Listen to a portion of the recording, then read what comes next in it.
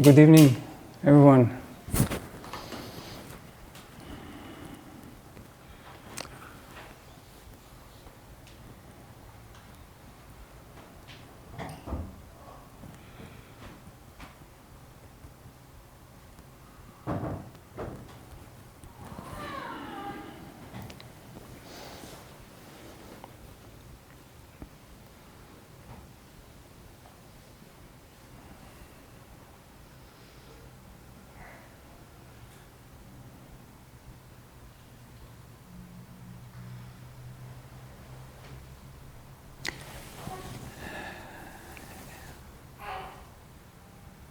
Every evening like this, that is traditionally called Satsang, is to me simply a precious opportunity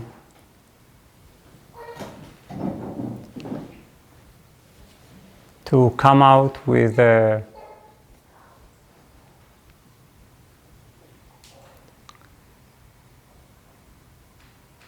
some group of others, out of time, out of space,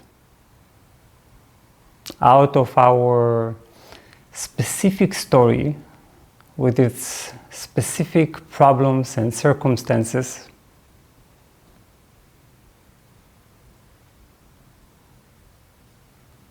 to truly leave the world behind, not as a form of escape, but as a way to look at our life, look at life as a whole from a bird's eye vision, from far above. And we humans have this extraordinary capacity. We have a part of ourselves that can actually detach from the life that we have, from the story that we tell, and move to a much broader perspective. A broader perspective that when it is broad enough, it is also liberating. It frees us. It gives us this capacity to be completely independent.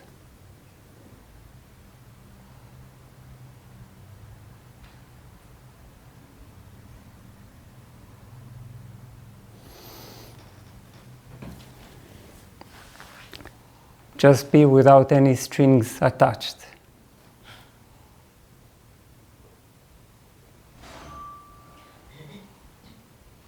This freedom is a value of human life that must be cherished, must be nurtured, and this is why we're meeting for satsang, to be able to nourish it, to give it attention, and perhaps, hopefully, to make you fall in love with it. Because when you fall in love with it,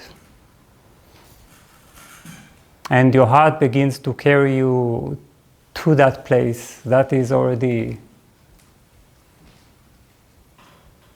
a very different life than the one known to us.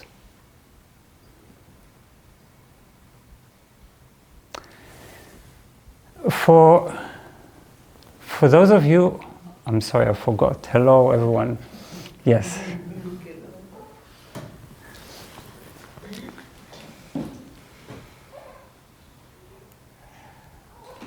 For those of you who participated in the retreat, in the silence retreat that we just had, this specific meeting, specific talk is you can say the lost talk, the talk that I didn't have the chance to convey, to transmit, to share.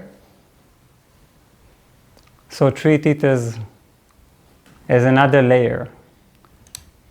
Imagine that we're still in the retreat, in that deep silence on our 7th day. And for those of you who haven't been in the retreat, that's going to be, don't worry, it's going to be a completely independent talk, meditation.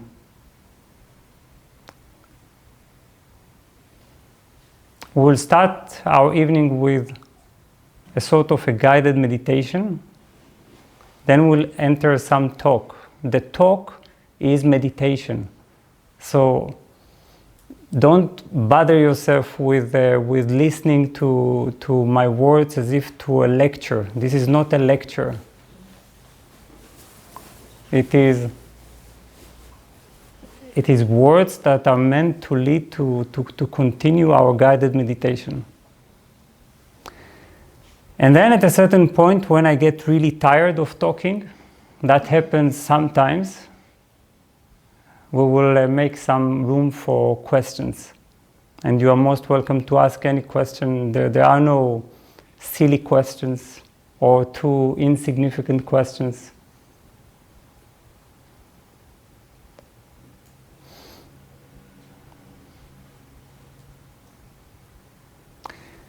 So before we are even entering the talk, we will immediately delve into the meditation.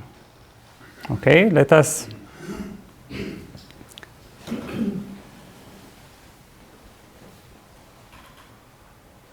sit in a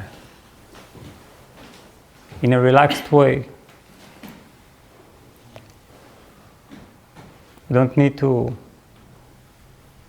understand anything more because I will explain while meditating. We can let our eyes close.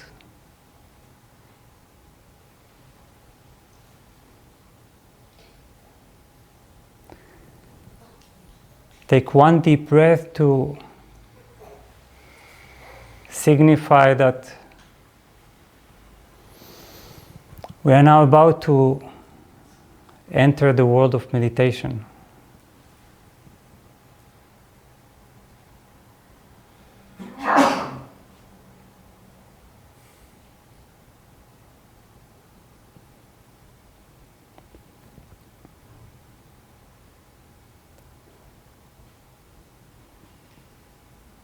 Sometimes we treat meditation as one more action, while really it is a non-action. So as we begin to breathe slowly and deeply,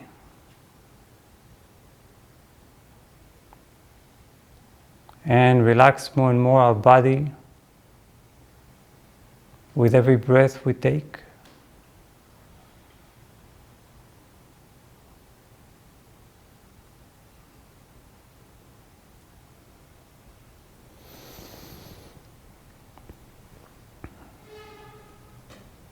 let's allow our silent sitting together to be all about unfocusing our attention. What does it mean to unfocus?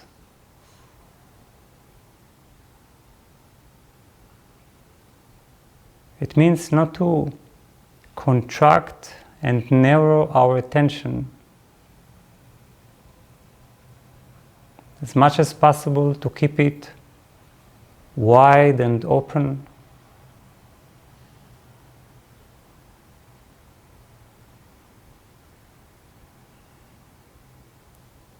As if we're just aware, but with nothing to be aware of.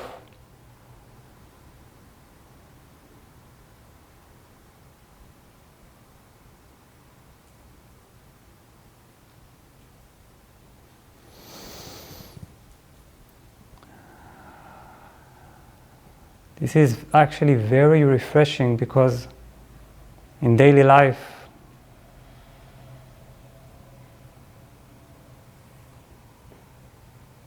we narrow our attention constantly, focusing on problems, issues, thoughts, emotions. There's always something that we concentrate on.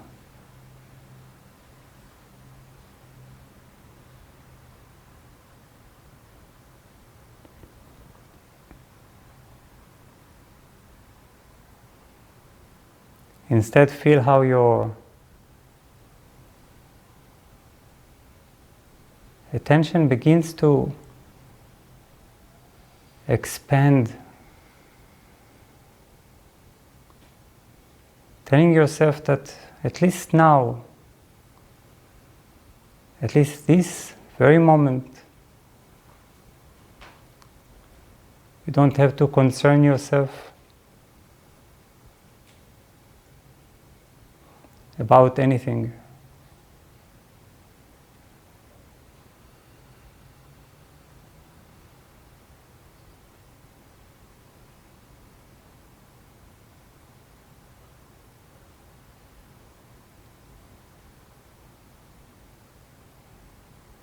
You don't even need to focus and narrow your attention to understand.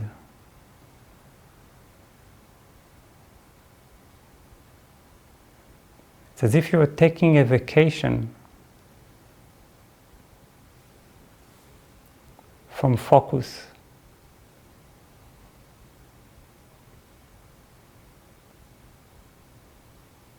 And for a long moment, letting yourself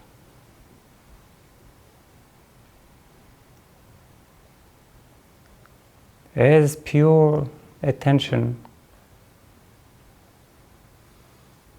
just feel and spread throughout space.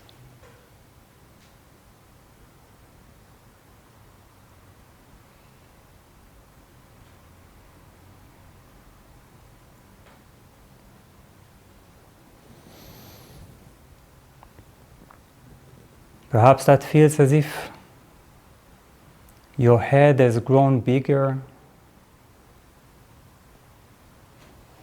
or as if your head has lost its clear boundaries.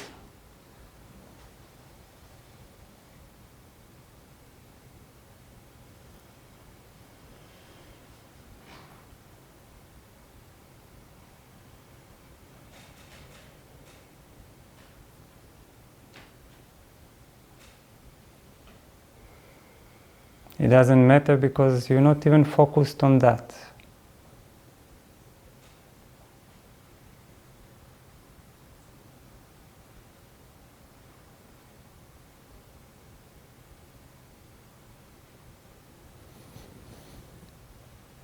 If a thought, an emotion or feeling happen to visit your attention,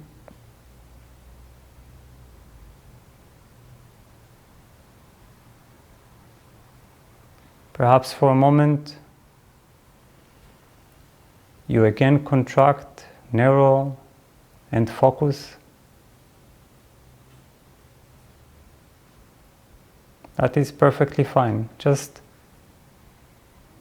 notice this brief moment and the feeling that comes with it of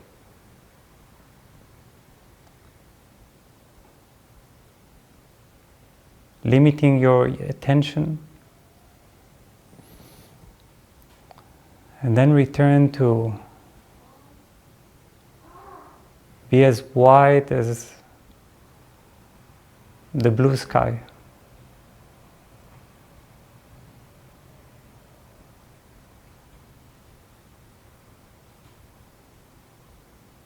Just be aware.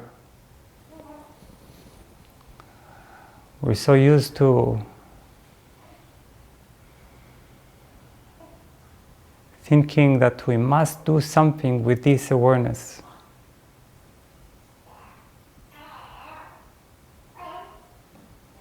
That there must be some object of attention.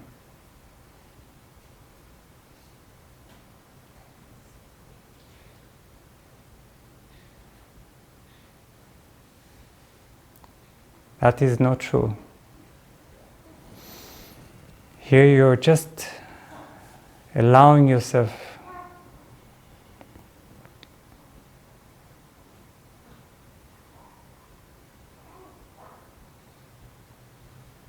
to be aware only of this state of awareness.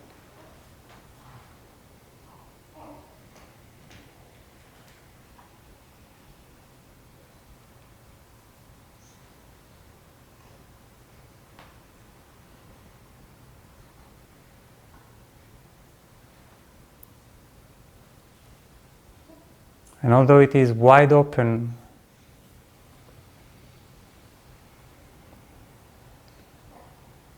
such attention is highly sensitive. It can be aware of vibrations and sounds.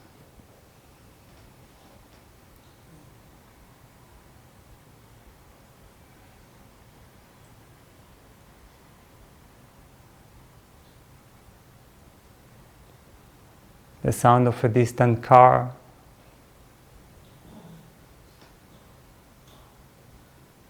a voice in the room,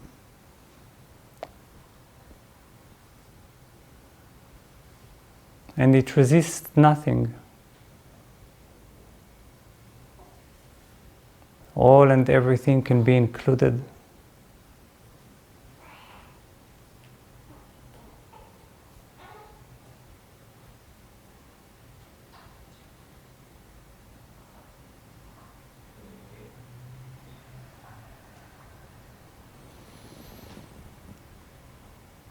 Now, does this attention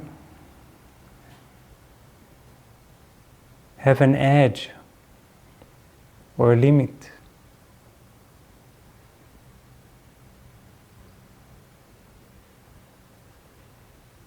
Can you find where it is no more?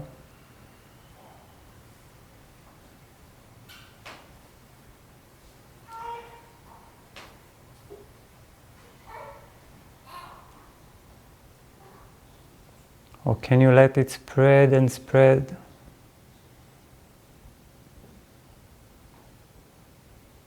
Throughout the ceiling, the walls.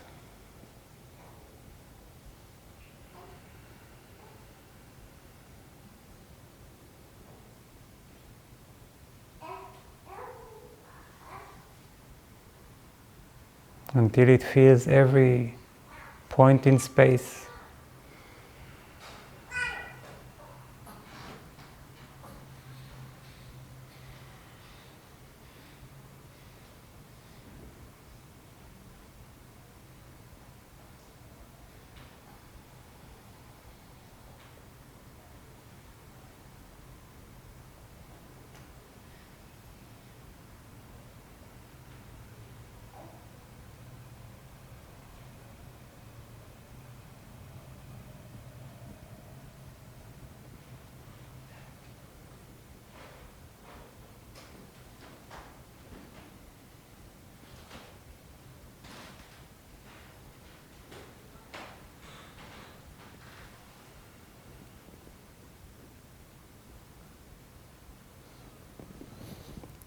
Feel how easy it is to allow this broadening, because you are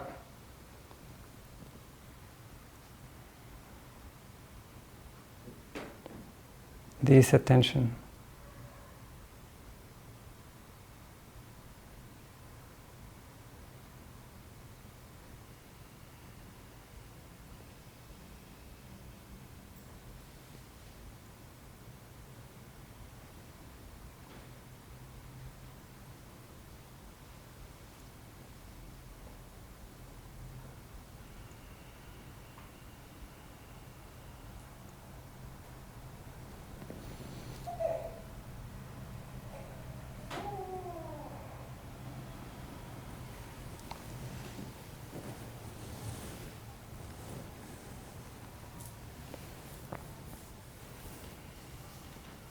So slowly and gently, while retaining the fragrance of this meditation,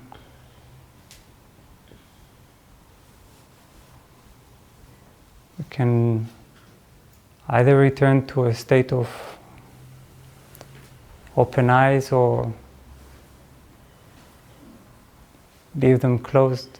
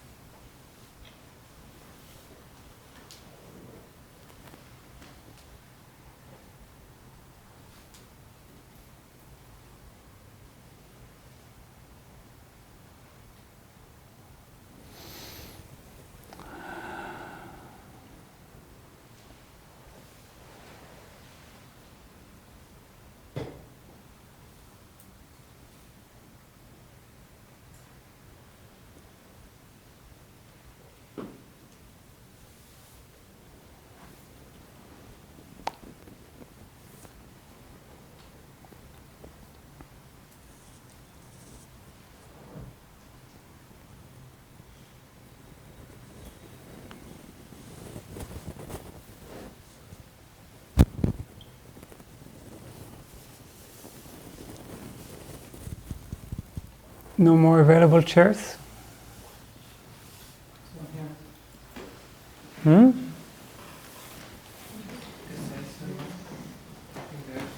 There is a chair here. If There's another one there.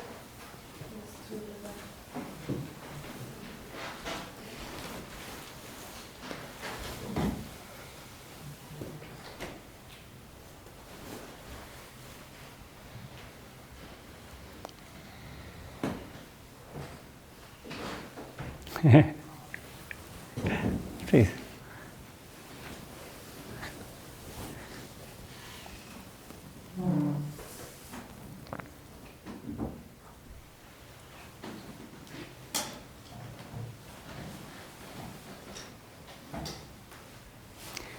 So,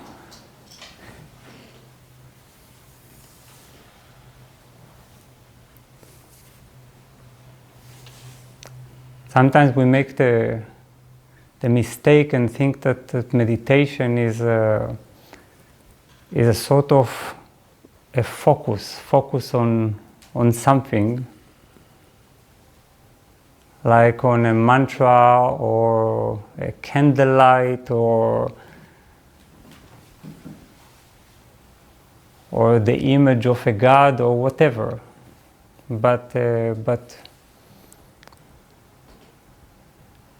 really meditation is revealed as a state. The state of meditation is revealed when we begin to unfocus, to allow our attention to broaden, to expand, not to do what we anyway do all day long, which is to put our attention on something.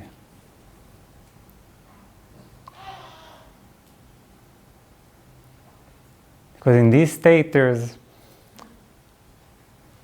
a lot to discover about our true nature, about our original nature.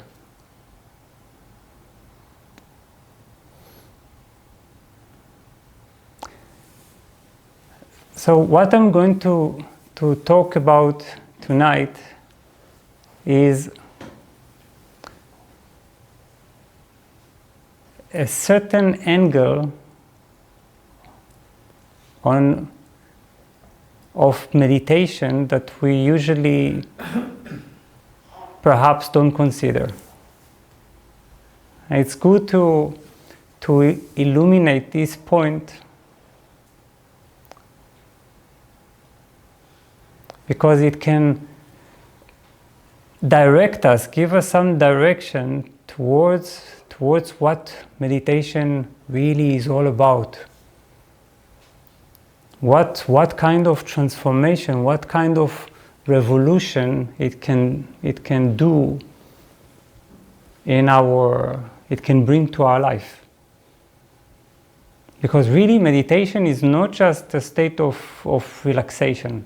It's not like you are putting your head somewhere inside you to relieve all the tensions of the day. That could be a technique, a good technique to relieve the nervous tension and to feel rejuvenated. That's perfectly fine. But if we are here, this is called satsang. Satsang is about the heart of spiritual practice. Its deepest purpose, then we are going to meet meditation as a transformative practice, a practice that actually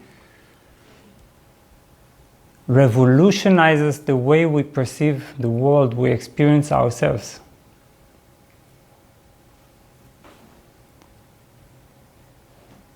And the angle that I'm going to explore with you tonight is meditation and humbleness.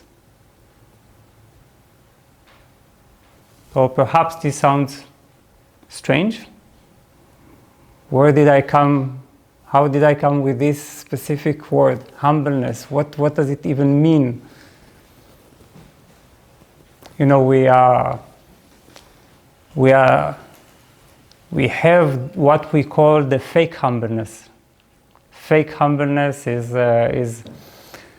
is social or moral. Is that you feel that you are very lowly and that you are not so important, or at least you pretend that you are not so important, that you belittle yourself and you walk with much humiliation and don't dare to think highly of yourself. That's a sort of a moral humbleness. Some people confuse it with self-hatred or the inability to accept myself. Then I always think horrible things about myself. Then I think that I'm really humble, that I can never be arrogant, because how can I be arrogant if I don't even like myself, if I don't think I'm talented or beautiful?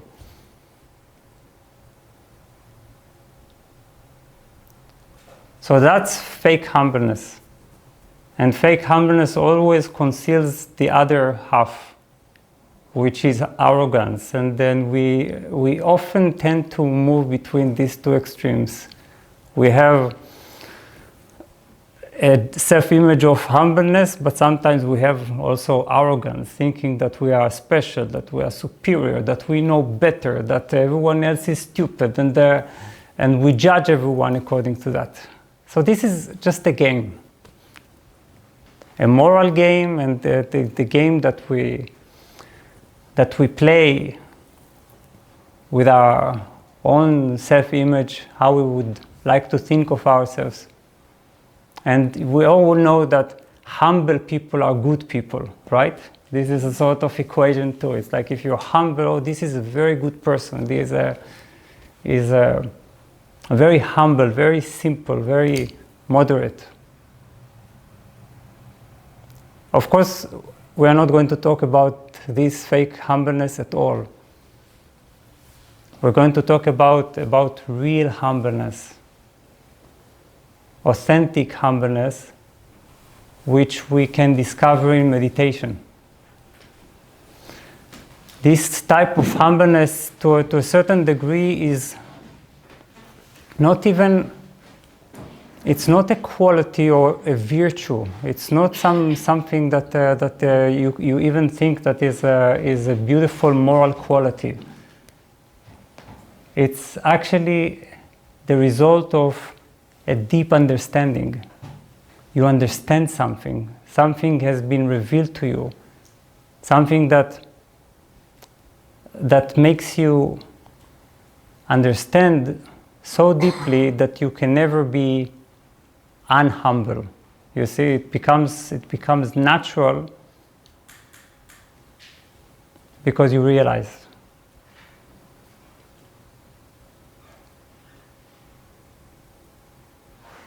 So perhaps we think okay, I don't know what he's talking about, because I think I'm quite humble, and the issue is over. I came to hear something else. But but let's check what it is that is the opposite of true humbleness, and what it is something that actually characterizes our entire day, usually, unless we are in a deep sleep, usually,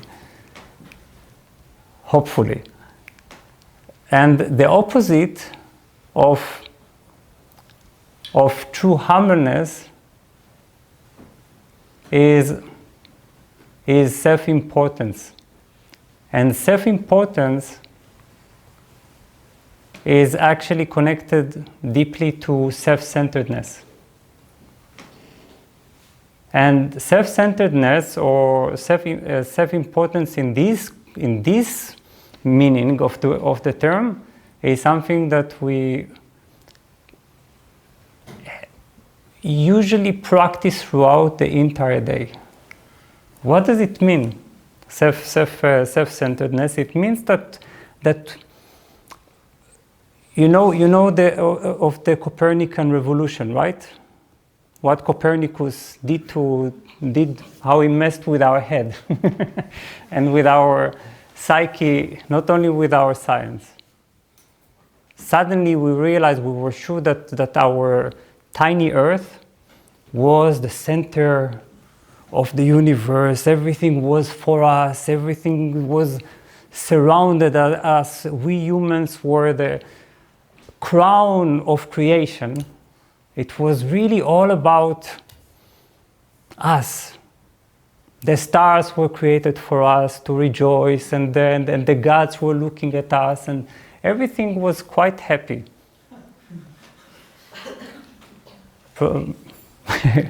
Quite.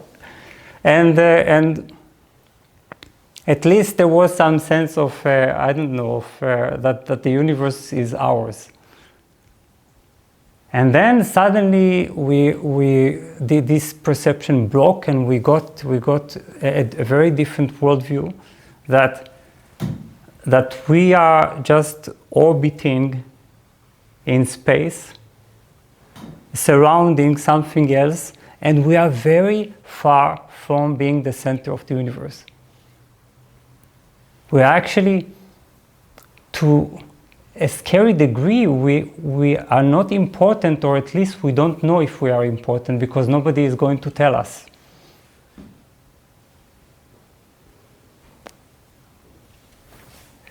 Technically, this was meant to give us the feeling that we are not so important, and then to make the good side of it was that it could free us from a feeling of self-centeredness, that it's all about us.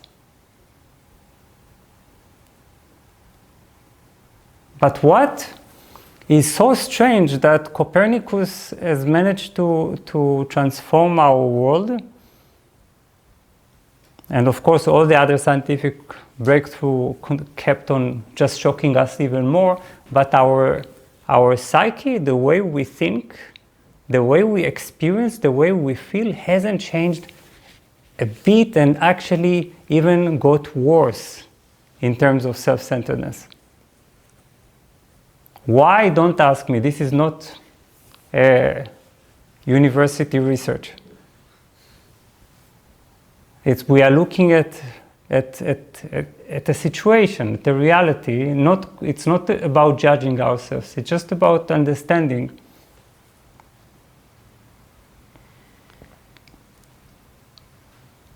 that throughout the day, strangely, everything is about us. Everything is about how we feel, how we perceive, how we experience. So perhaps the universe doesn't revolve around the earth, or at least surround it, but somehow the world revolves around us. around our perception, our experience, ourself. Everything that happens relates to us. We see very little outside of ourselves. Perhaps sometimes we have these glimpses of like coming out of our own self-centeredness, realizing that it's not all about us, that perhaps we are revolving around something else, that it's not our story that is the most important thing that the universe has ever created, you see, because that's the illusion. It's like the whole universe, 15 billion years, has been working tirelessly to create, to reach to the peak point, which is our story. And I'm not saying it cynically. We're all in it, okay? So it's our reality. I also wouldn't say that unless it could be also our liberation.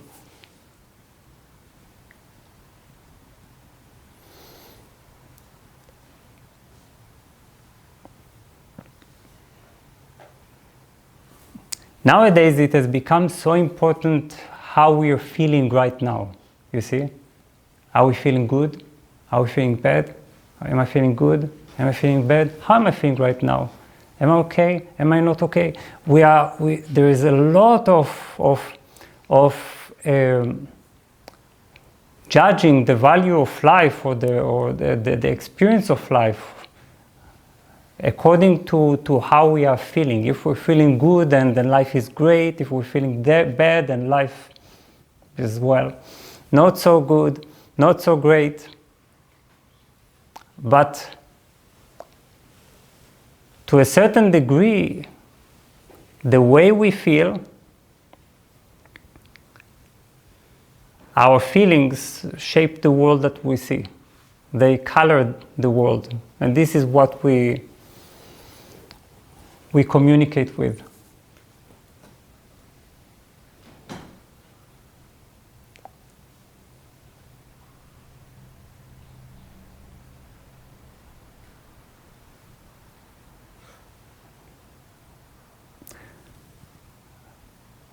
But there is a little why we have this situation, why we are in this situation.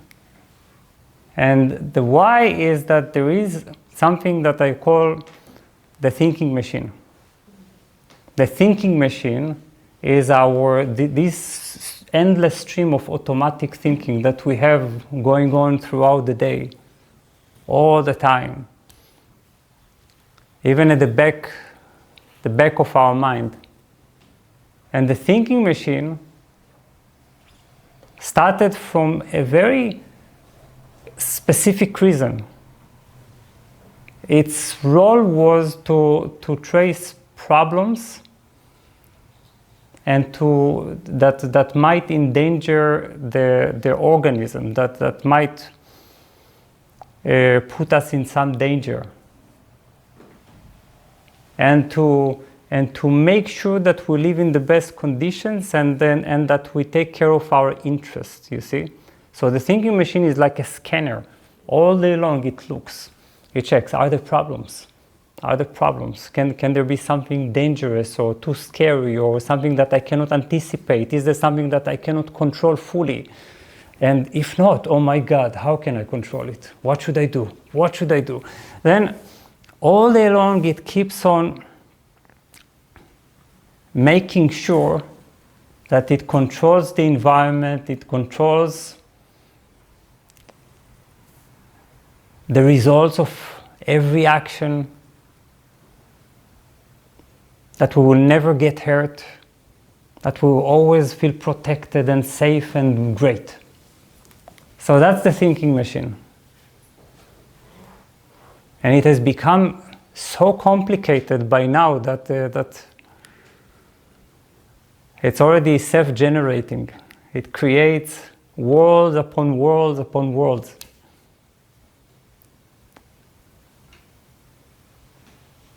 And because we are caught by this thinking machine, we think it is really our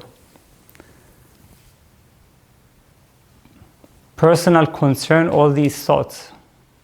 Because we are caught by this thinking machine, we find our attention all day long, just like in our meditation today, focused, narrowed. We always look at things. We never manage to have this sense of broad attention, because our attention is always either worried, concerned, looking for best conditions, which can be looking for pleasure, for things that improve our feeling.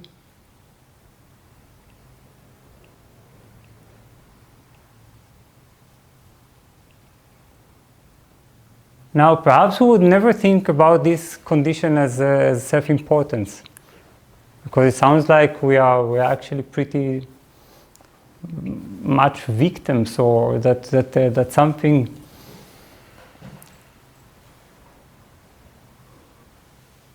that is not in our hands.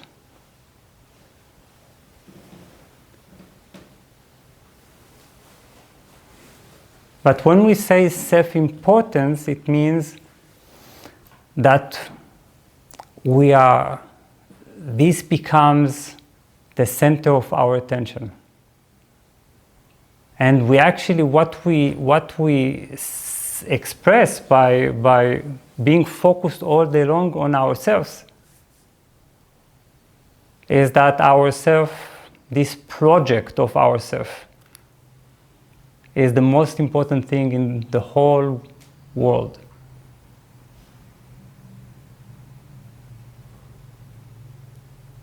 And when I say project of the self, I mean, this feeling that we are investing in the self, making it better, upgrading it, and making it more perfect, and with less problems, with more happiness. And of course, we don't realize how much we are on the wrong direction, because the more we try to improve the self, the more it behaves like a spider's web. It just makes us get caught. And the sense of problem and the sense of self-centeredness worsen.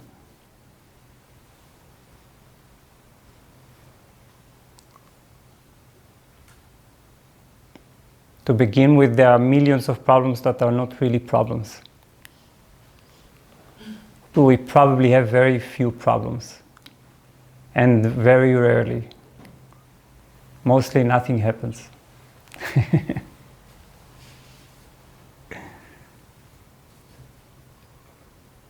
Now, of course, we can think, but what is he saying? What are we now meant to never be concerned about ourselves, to never care or focus on certain things? Of course, most of the time, this is what we have to do.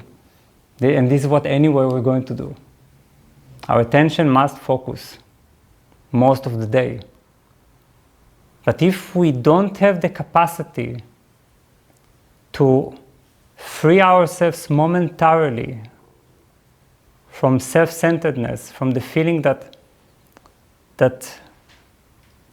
everything revolves around our story,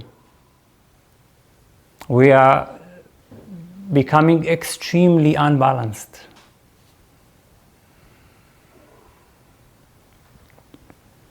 A part of what the thinking machine tells us is you always need to be in control.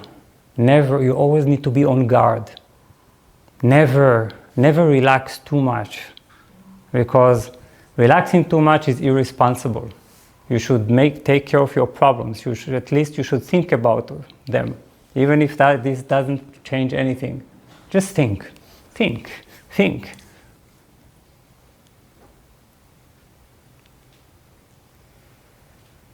I will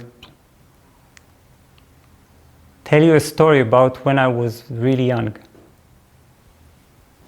When I was in my very first, I went to a retreat, and back then I'm not sure I even understood so much what I was doing. I mean, I read spiritual books, and then I was pretty clear about this way, this path, but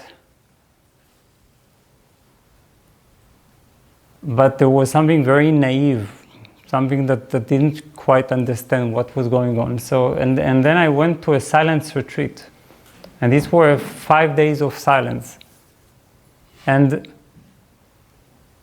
it was, first of all, such a relief, because as soon as you are silent, if you take it seriously, you become no one, nobody.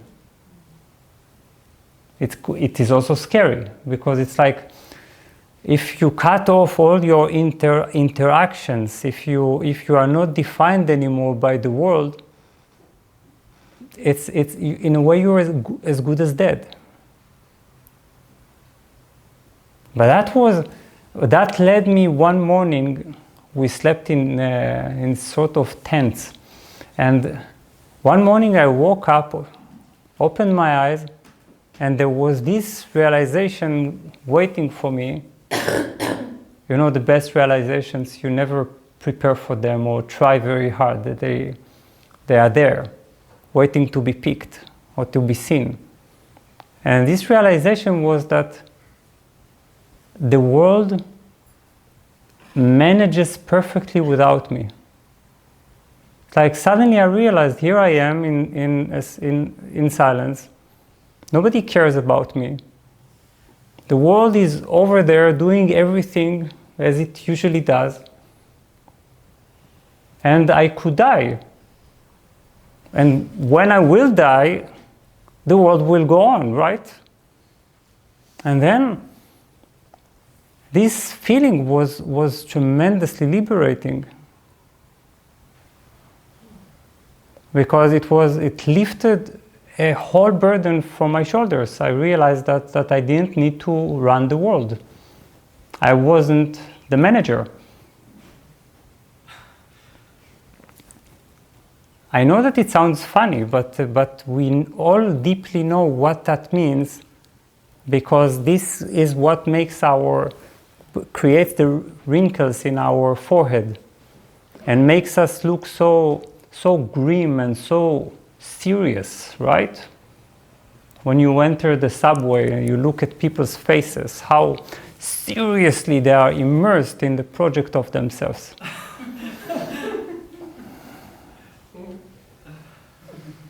They're so busy, caught in the illusion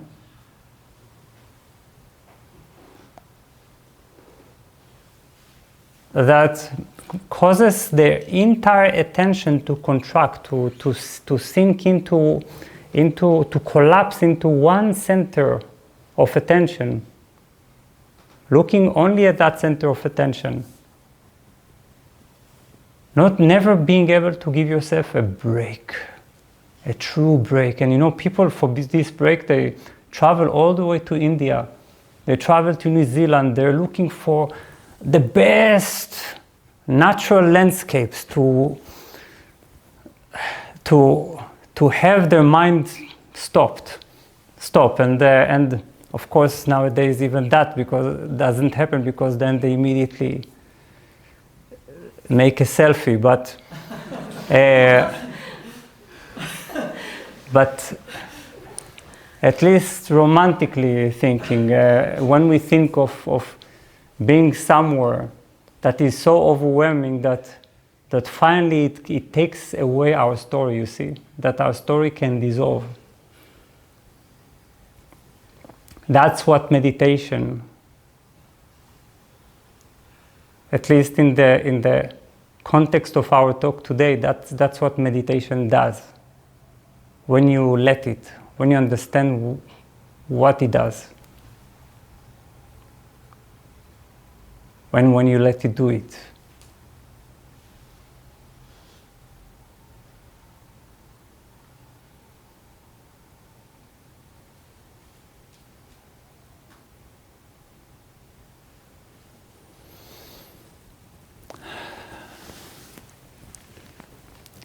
So that's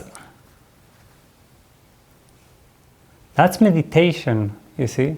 It is, and this is why it is related to humbleness. Because it is the moment, not in time, it's the moment outside of time, in which you agree to dissolve the self-centeredness, the self-importance of your story, to have no story for some time, to have the world go on without you, to be as important as a tree or a rock.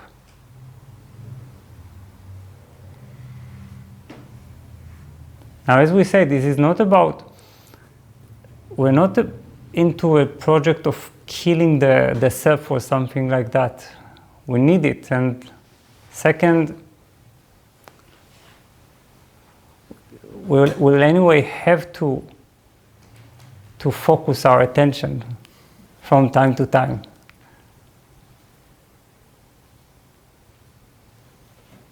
But we must balance this activity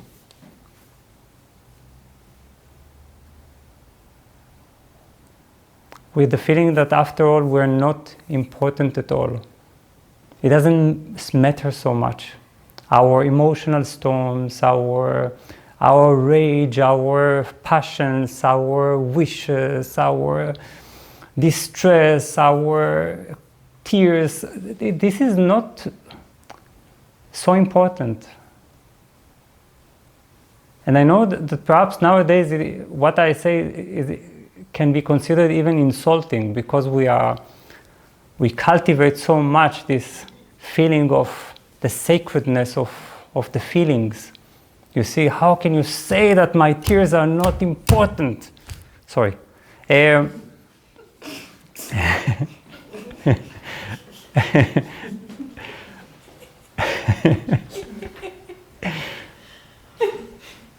Well, I don't say that. I say that I say that if we can't know, we can't taste this state, we'll never get a balanced and correct worldview, vision of the world, vision of life.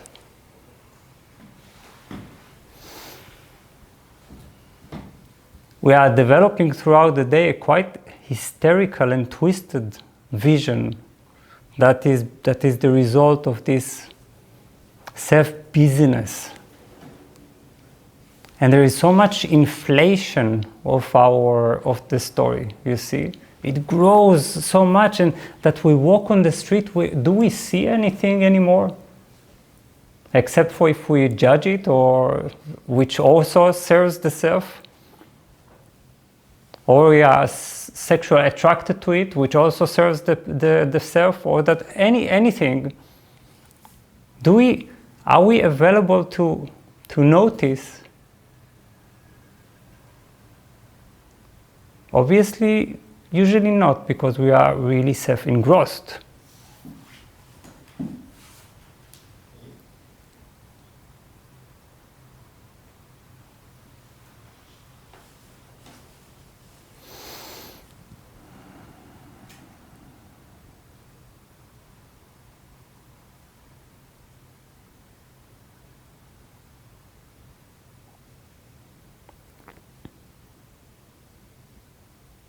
So what happens when I meditate is that I finally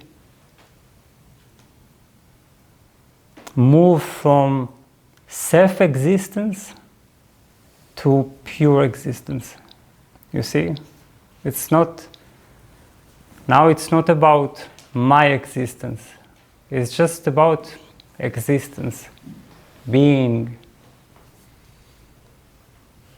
immersed in the larger whole. As soon as you close your eyes or leave your eyes open, it doesn't matter in real meditation. You're letting this story disappear.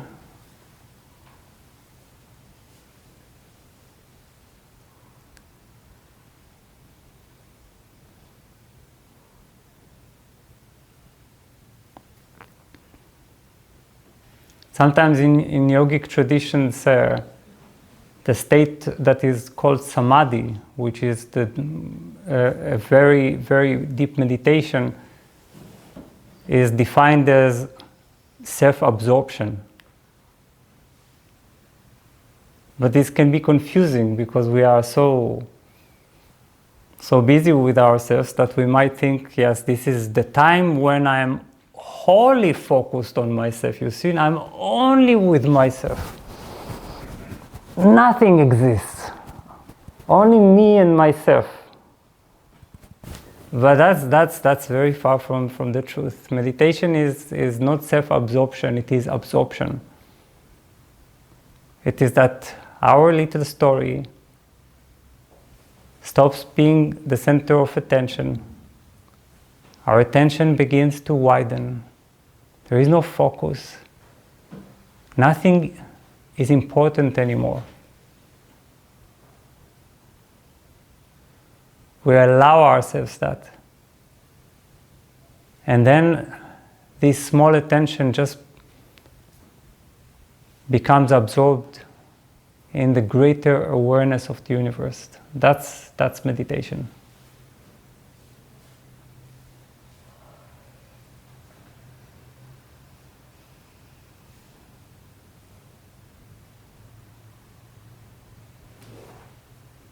And suddenly you realize that with all our passion for self-centeredness, the feeling of being a part of something greater,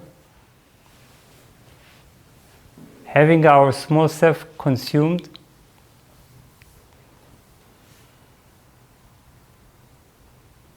is what we have unconsciously yearned for. This was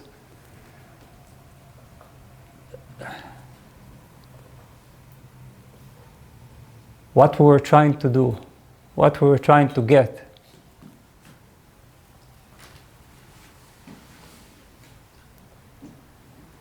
But the more we are focused on ourselves, the less real we have begun to feel.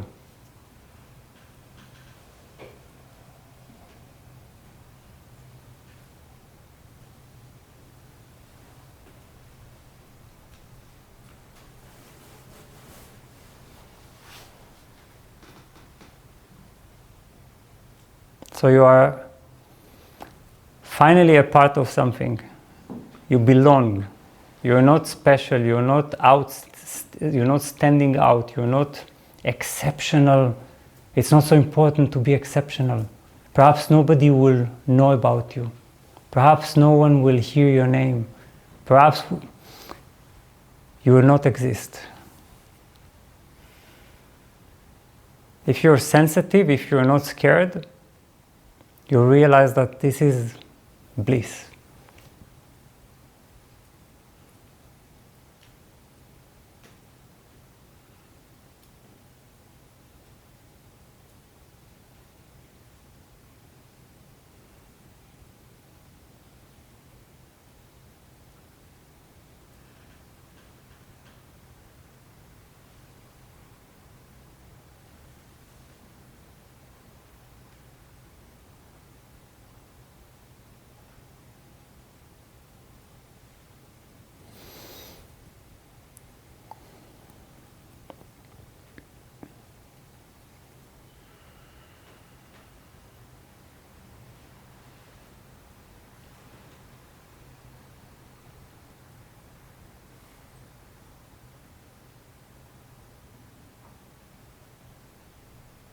And in the depth of meditation, you can let this self that looks at everything and observes, criticizes, and feels, and relates, and interprets. You can just let this self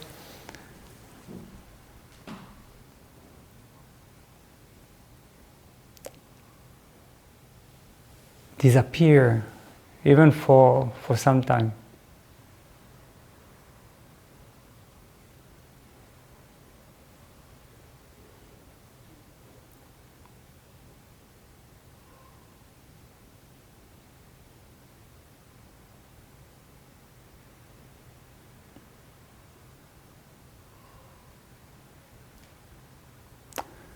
So this is true humbleness.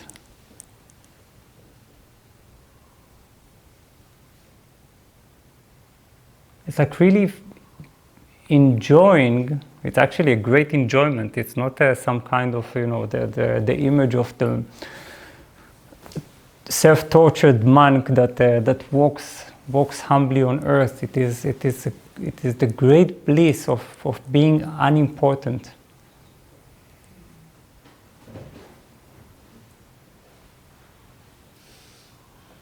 Not understanding that your story doesn't matter so much after all, that it is just one more passing story.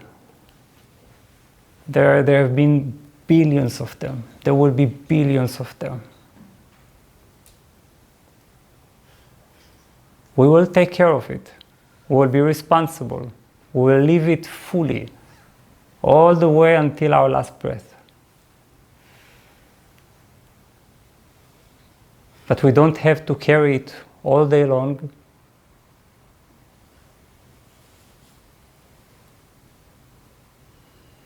At our core, we can be free.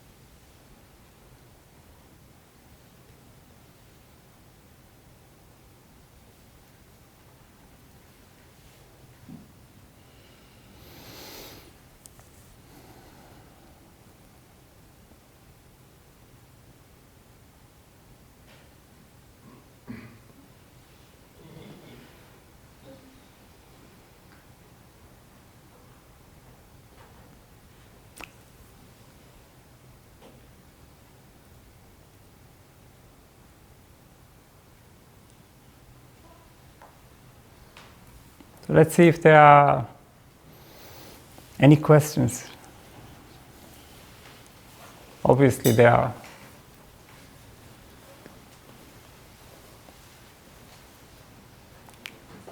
Yes, please.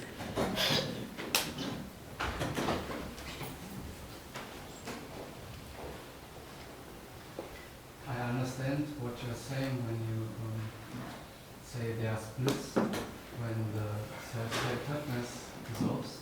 That there are? When the self-centeredness dissolves. Yes. Sometimes I feel in order to serve or to love someone, I have to put myself at first and I have to love myself first. So what would you say about this kind of self-centeredness? let me repeat the question, or first of all, technically for the online viewers, and second, to make sure that I have understood. But maybe you can also sit in a way that I can see you just for the moment, the time of the dialogue. Thank you so much. So,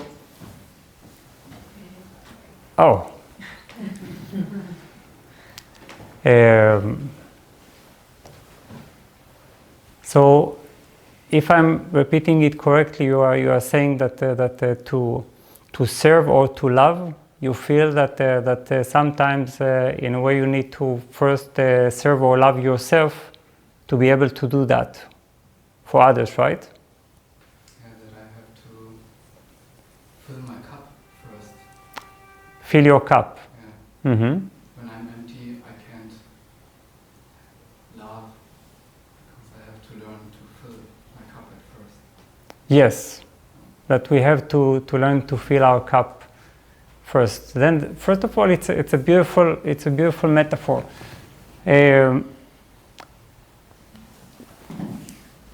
So the first thing is that I ask, what does it mean to fill my cup? What makes me my cup full? And the most essential form of filling my cup, of being full, of reaching this fullness is for sure meditation. Meditation, or the state of meditation,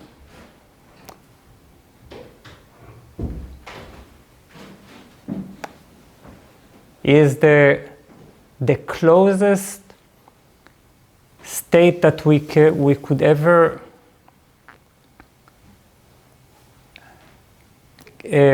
get to what we can call our true nature, our true being. There's nothing more nourishing than being. There's nothing more nourishing than immersing our mind, our tired body, our tired soul in the ocean of awareness. When we are immersing ourselves in this way, there is also a fragrance of love. There is the sense of love that reverberates within the molecules of this consciousness, of this awareness. And so we can easily contact this sense of love. There is, of course, aside from that, there is, of course, the very clear fact that we all, every healthy, balanced person needs to make sure that they are taking care of their needs, their right food, sleep well, and have enough time with oneself before we are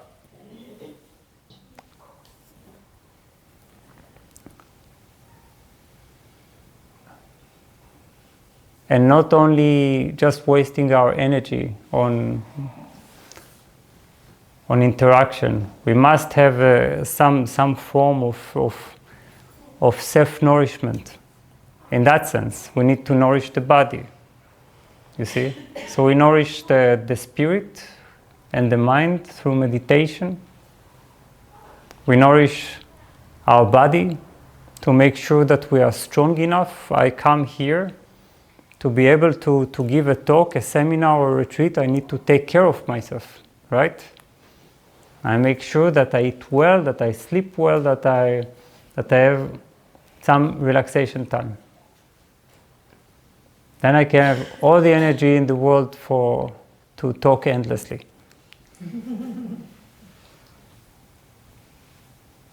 Aside from that, this is where I wonder, what does it mean? I'm always wondering about this concept of self-love. I don't understand what it is all about, honestly. Really. there is a story about a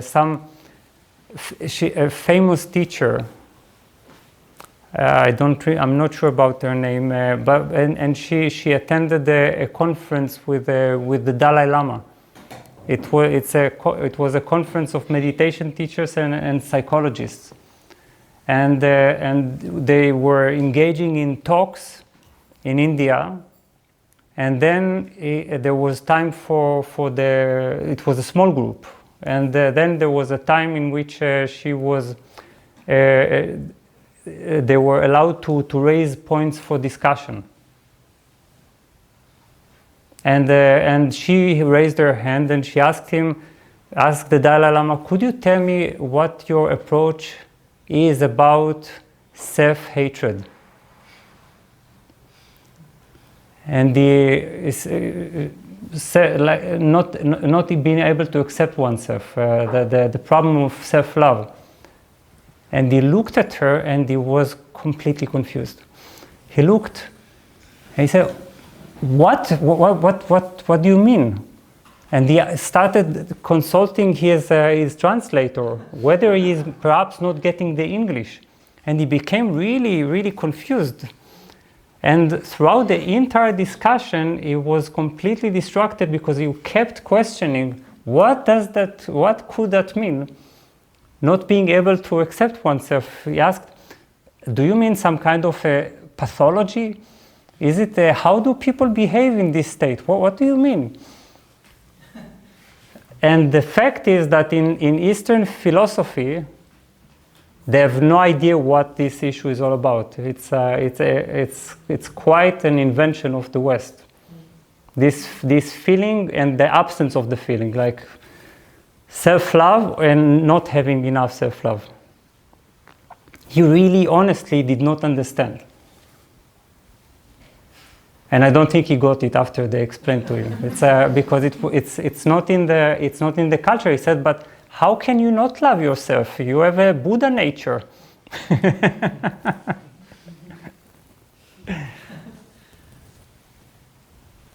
So now when I say I first need to love myself or to take care of myself, I understand two things very clearly. Yes, you need to take care of your body, you need to take care of your health, you need to take care of your energy to have enough of it. That I understand. You need to have to be able to nourish yourself by losing yourself in meditation. That I know. And I also know that after you have immersed your mind deeply enough in that ocean, you will never even understand the concept of self-love. You see? You will not understand, because you will understand what love is, but you will not even understand what love towards others is. Do you understand? The concept of self-love is always associated with loving others. So before I love others, I need to love myself. But what if there is just love? What if I don't need to love others? Right? Think of it. What would happen if there are no others to love? Wouldn't this concept of self-love fall away quite well helplessly? I mean, what could it do?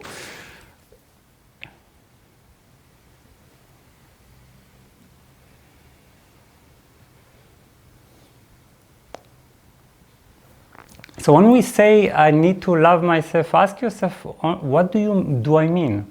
What do I mean? What is the self that to feel more confident? To feel that what does it mean? To feel that I deserve to live? But the feeling that I don't deserve to live is because I feel disconnected from this greater thing. Do you understand? Because I feel so strange on this planet, a stranger, I'm starting to feel strange feelings.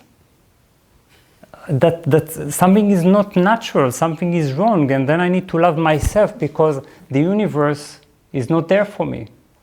But the universe gave birth to you. You are a child. You have sprung from it. You are a flower.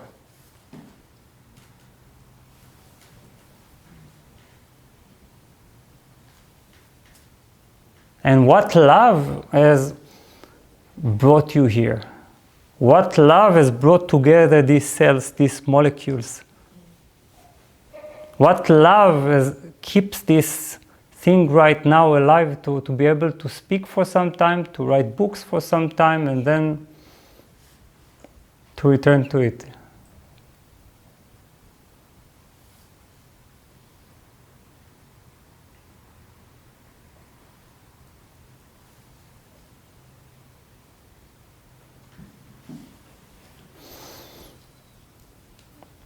If we understand it in this way, then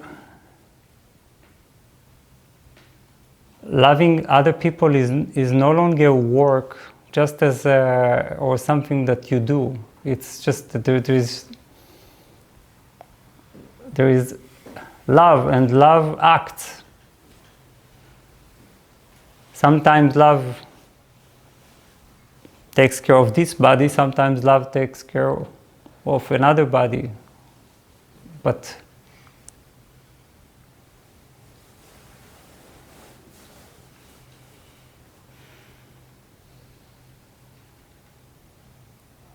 perhaps there is no need to divide.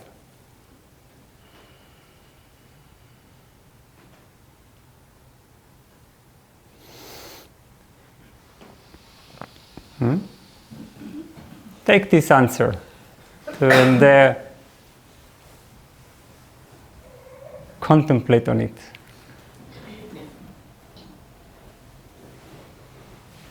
Thank you for asking. Yes, please. It's a question from David. From David. Hello. How can I deal with the mental chatter while meditating? Trying to discipline myself seems to make it worse. Okay, so the question is, how can I deal with the mental chatter while meditating? Trying to discipline myself doesn't work. Yeah. So that's an interesting question, because we always ask this question: how do I deal with the mental chatter? Because I'm trying to meditate. I'm trying to meditate now. Can't you see that I'm meditating? And then there is this strange mental chatter coming to distract me and to grab me from my holy mission and my beautiful intentions. Then I try to kill it, or I try to say, no, I'm not going to listen to you. I'm not going to listen to you. This is my time for myself. Go away. And the more I do that, the more I either daydream, finding myself after half an hour that I was like watching some movie. Not even an interesting one. At least it was, if it were a good movie, right? That's the problem, I think, with the thinking machine, that the movies are not so great. The production is cheap. The actors are bad. Screenplay is, I don't want even to say, so repetitive and unconvincing, and still we watch it all day long. My God, what is going on? Will he leave her, or will he be? And so on and so on. The movie is bad. So, but then we are trying to fight it, and the movie doesn't go. And this is quite obvious, because we are doing something that is based on a big misunderstanding.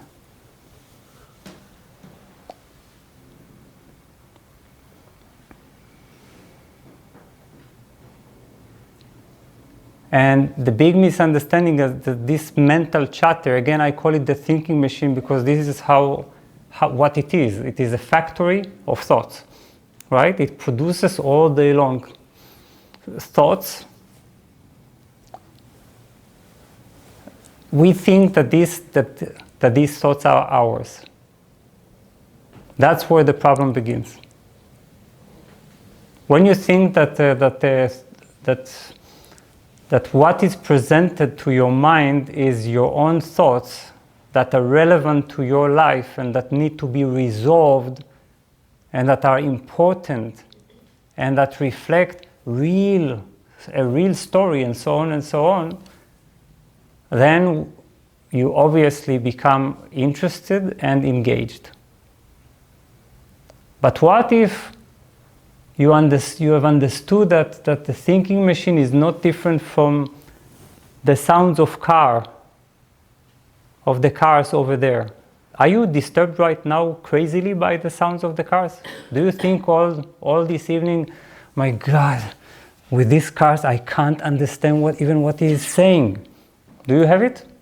Or when somebody coughs here, do you think, oh, I can't deal with this cough? Now I'm out of concentration.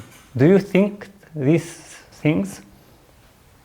Or do you just, you don't notice because your attention is drawn to something else? Because your mind doesn't think that this is a problem or that this contradicts. Do you understand? Cars don't contradict. The baby's sweet sounds don't contradict. Coughing does not contradict. Then what is the problem? Why does the mental chatter contradict meditation? Why do we think that the mental chatter needs to end? And I'm telling you, mental chatter can be relentless, endless, crazily flowing, and you can be in the deepest meditation of your life.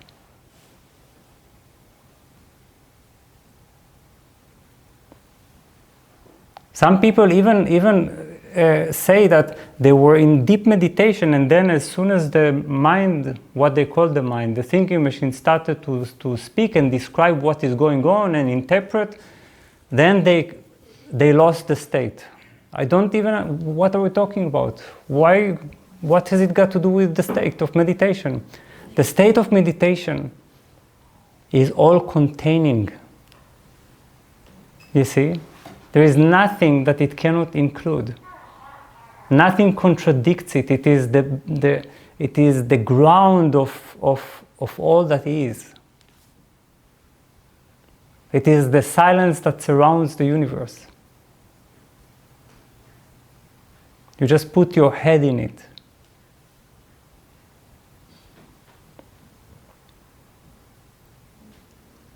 So, treat these thoughts just as if they were birds singing on trees. The best image is thoughts singing on trees. Okay, just imagine them with small wings, fluffing and singing.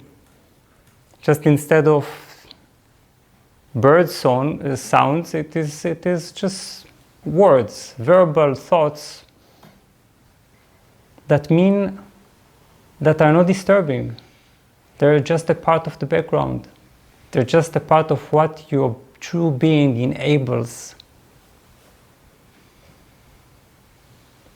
Please understand, meditation is the realization of the immovable.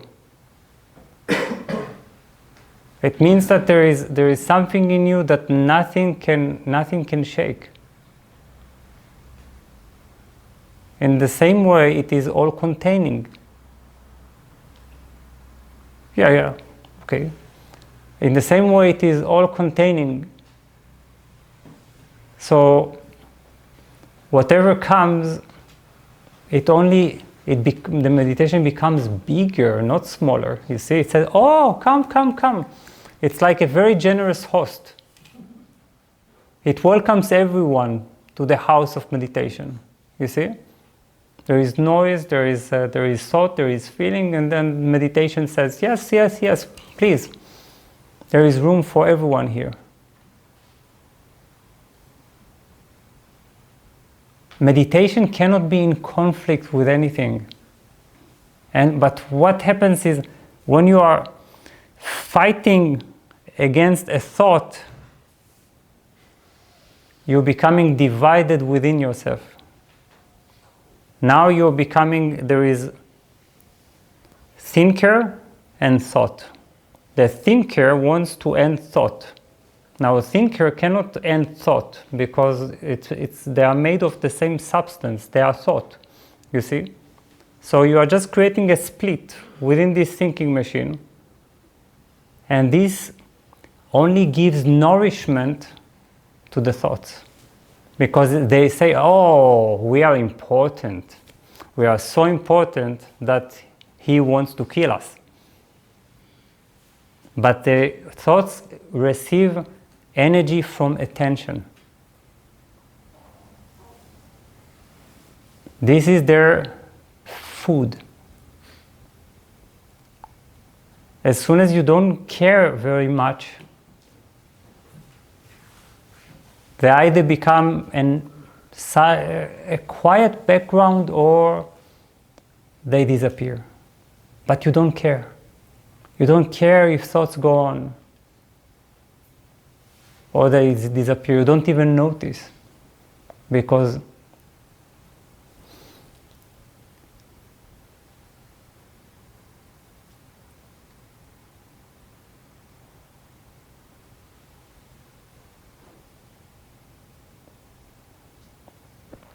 you know that you are not these thoughts.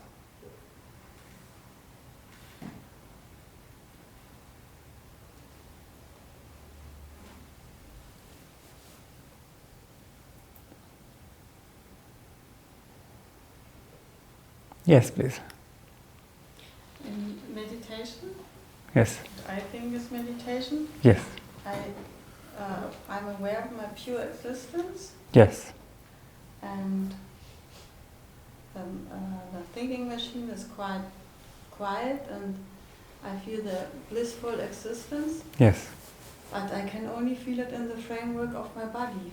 Mm-hmm. There is no connection to the universe, and I wonder if there's something missing, or because there's only my senses in the framework. So Yes. So you say that you are describing beautifully that there is a state in meditation that you are aware of existence, of pure existence, that there is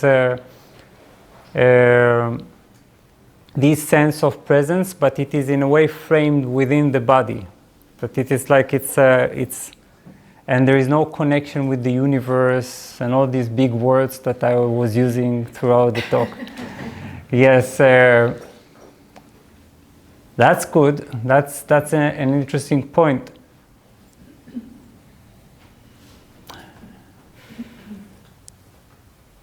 Because what at first happens is that we are reaching a state of pure attention within our being as a sort of, we can say, a form of mindfulness, a form of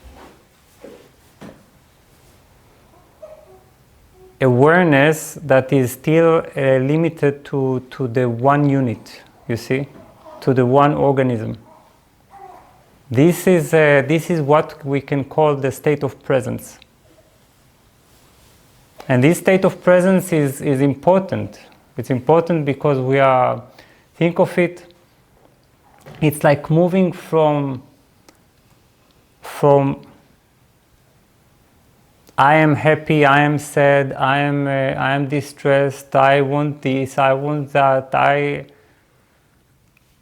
wish to become this, I wish to become that, I wish that to, and so on. You are slowly returning to, you are purifying this state of presence, and you are just are, you see, are without anything attached.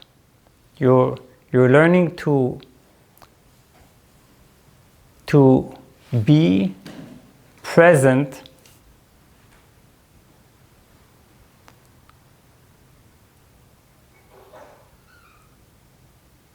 and to unify the body and the mind.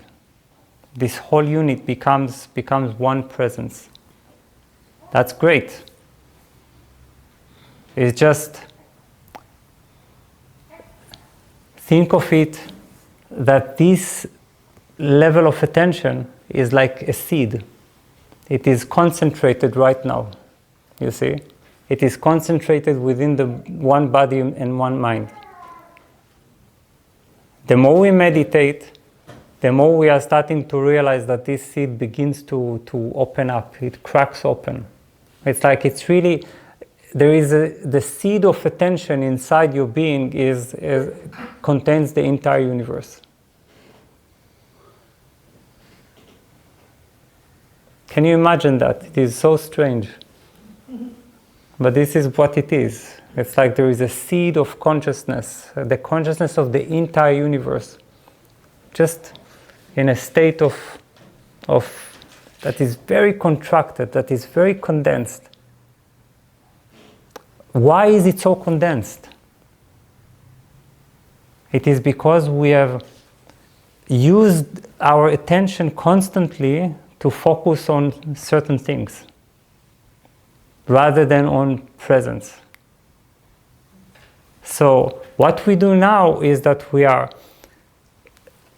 untraining ourselves. We are moving to a state that we are allowing this small attention to open up and begin to spread. So the first thing that it does is that it spreads throughout the body. But then, when we allow it, it begins to spread outside the body. We are starting to realize that awareness is like water and ocean. You cannot really separate water from water, you see? It's just a sort of a habit. We think that this is because this water is within this glass, then in a way it is distinguished from the phenomena of water. But obviously there is just water. We captured it here, you see? So this water of awareness, you begin to realize that it's not different from the awareness that is in the room or in other people or in the universe. Then it's like the water begins to become a part of the greater ocean. This cup, this bit of water.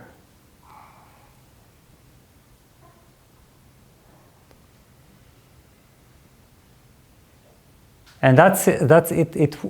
It works as in a sort of a law of attraction, because the more you stabilize this awareness, the more it begins to want to be attracted to its source, to the greater whole. It's like a love affair. That's the best metaphor that I could use, you see. It's like a love affair. It's this bit of awareness inside you is in love with the tremendous consciousness that is around you. One day, this water immerses completely in the bigger water, and that is when you no longer are able to differentiate. But towards that, there are so many moments of that, you see, that tell us, yes, this is what it is. This is what it is.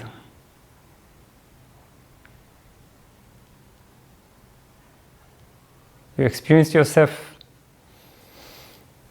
separate only because of a habit of attention. That's it. There is no reality to it. It's like you're creating it.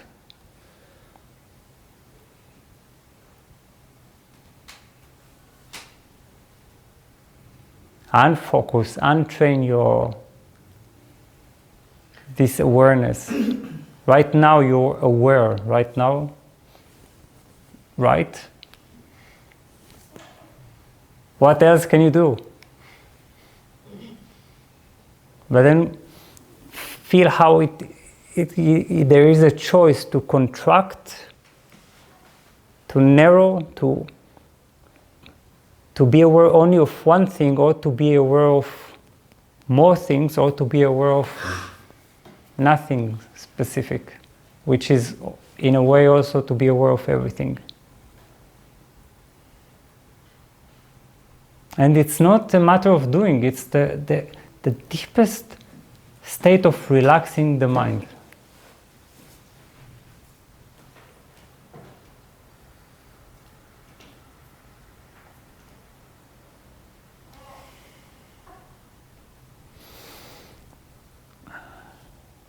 Any last question?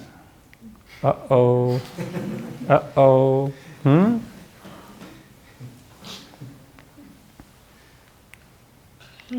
Also here there are a few, so... The what? There are a few questions. A few questions, okay, then... Yeah, but those in the room, so... Yeah. Okay, last question. Now you are important. You have been chosen. You are standing out of the crowd. Yes. I was having a kind of, I couldn't fall asleep yesterday. A what? I couldn't fall asleep yesterday. You couldn't fall asleep, yes. So in my company there were 100 people laid off. And last Thursday, and it was a very emotional thing for the company, obviously. And I realized that it has had quite an emotional hit on everybody, also. Yes.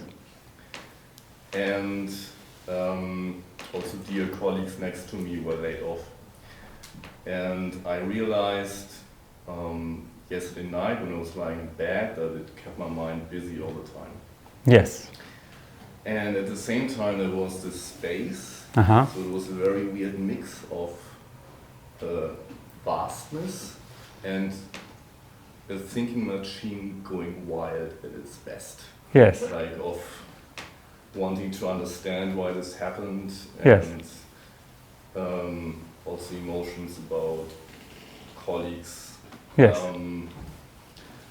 I took over responsibilities from a close colleague, so how should I now do 2 jobs at one? So I wonder if you have some advice on how to deal with such situations.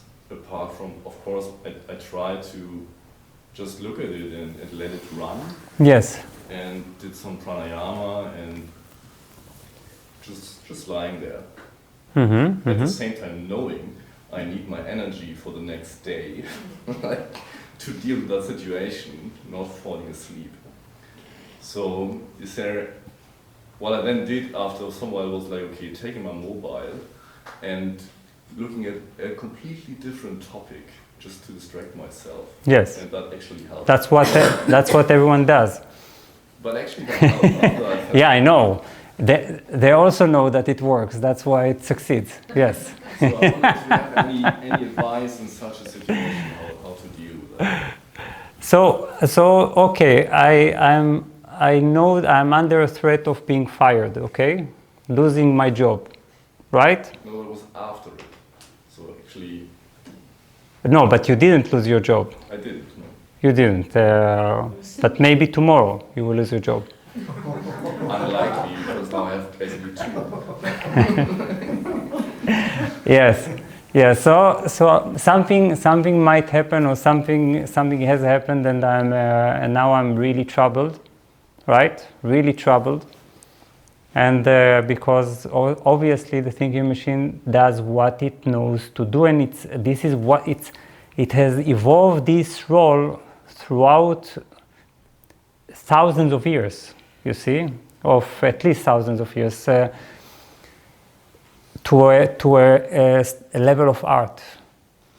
How to make sure that nothing bad is going to happen, and when something bad is happening, to first of all to try to understand why it is happening, to give it reasons, sometimes cosmic reasons, like, oh, God wants me to experience loss, so I can learn this, and this is actually all for the good, and it has a purpose, and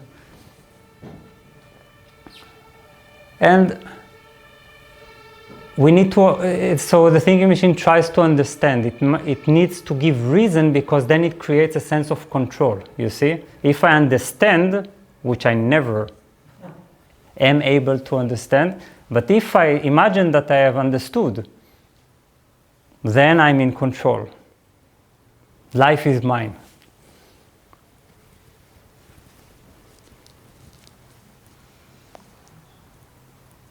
The best thing at this time, first of all, it's not. We don't need to sleep every night. Okay. If there is a chance, because you were noticing the vastness, which is already a very great step. You see, as soon as you are aware of the simultaneity, you see, you are aware that these two worlds exist. That's already a tremendous thing. The next step is to look at the thinking machine from this vastness, which means that you no longer move. To make this transition, you need to use such a night to inquire. Look at the thinking machine. Look what it does. Why it does it, you see? Instead of being carried away by the thought why this situation is happening, ask why is the thinking machine needing to ask why it is happening, you see? Become aware what this thing is trying to do. Its hopelessness, its futility, and the fact that it thinks that it does good things, you see? That it works for your interest while it doesn't. Please understand, you can be free if you don't buy into the story of the thinking machine. If you have a little bit of part that is still convinced, that still thinks, yes, that there is a point. Oh, yes, that's still correct. Let's watch the movie. We need to be, if you cannot sleep, then use it to be fully awake. You see? Fully awake. Do like Buddha. Okay? Sit under the tree. Okay, no tree. On your bed. On your sofa.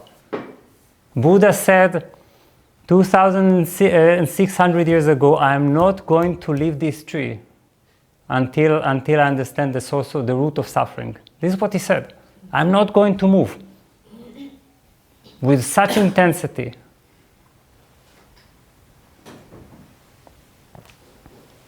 And he sat there, and he watched it, and he understood it, not with crazy analysis, like, but with the eyes of wisdom. He looked at it.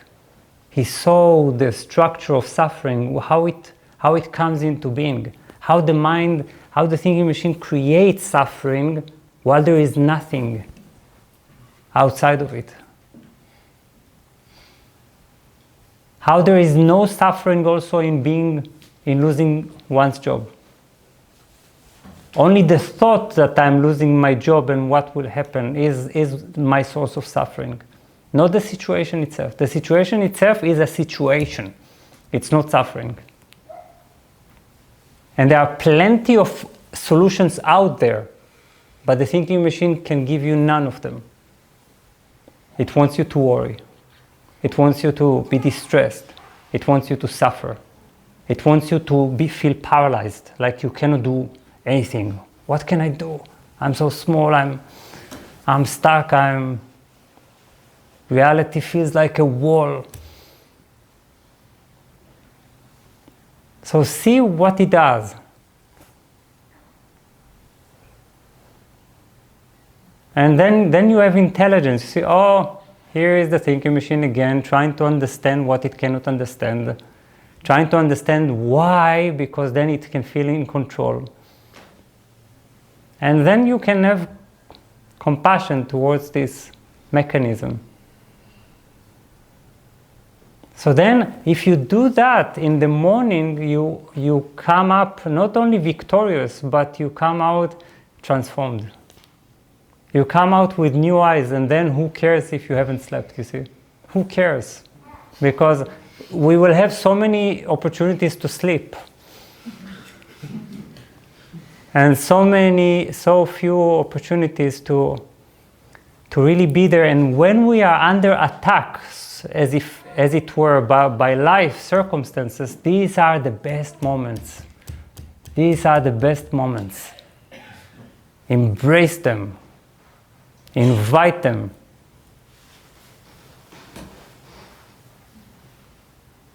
Don't run away. Don't try to soften it.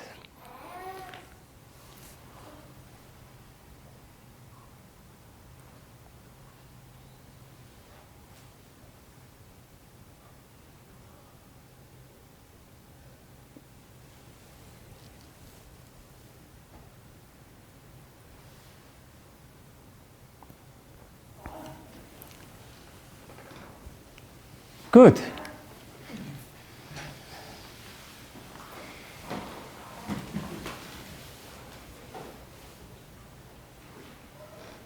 So I hope we will take something with us from this evening.